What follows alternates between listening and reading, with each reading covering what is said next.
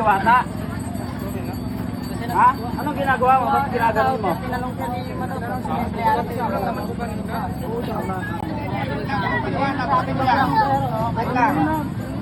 Ganito kasi ito. Ayan, si Diwata, oh. Ganito pasahod ako, nakapila yung tao.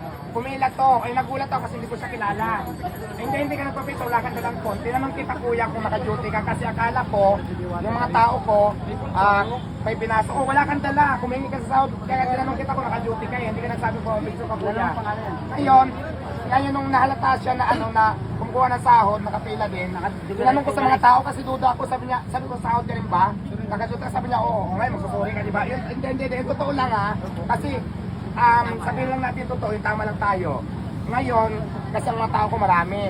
Tinanong ko itong mga to, kasi nung tinanong kita na nakapila ka, kung naka-duty ka, sabi ko, oo, kasi akala ko, pinapasok ko lang, hindi ko kilala. Hindi ako. Kaya, yun na nga kaya nga tinanong ko sa mga, sabi ko, nag-duty ba yan? Ngayon nung sinabi lang, hindi pilasan ko maripas, ay hindi po, ganun, aalis ka sana.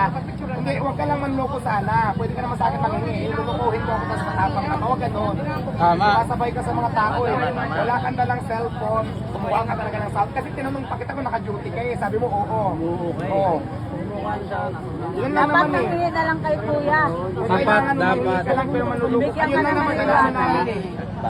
Lahat ng mga kumakain doon, binibigyan namin po.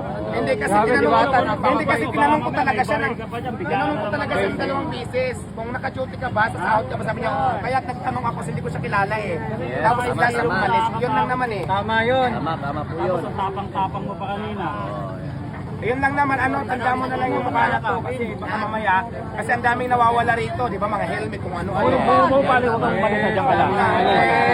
Yun lang naman eh. Huwag ganon. Hindi, di ba nakakita, di ba? Di ba nakita mo?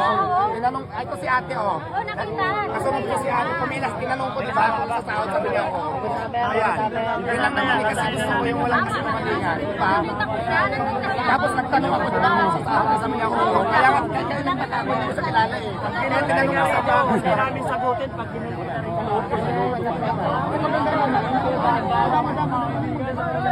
Hindi, pauwi na lang yan, pauwi na lang. Huwag na pabalik eh. Grabe, saludo ko sa'yo, Diwata. Maging aware lang. Napakabait mo pa rin. Diwata!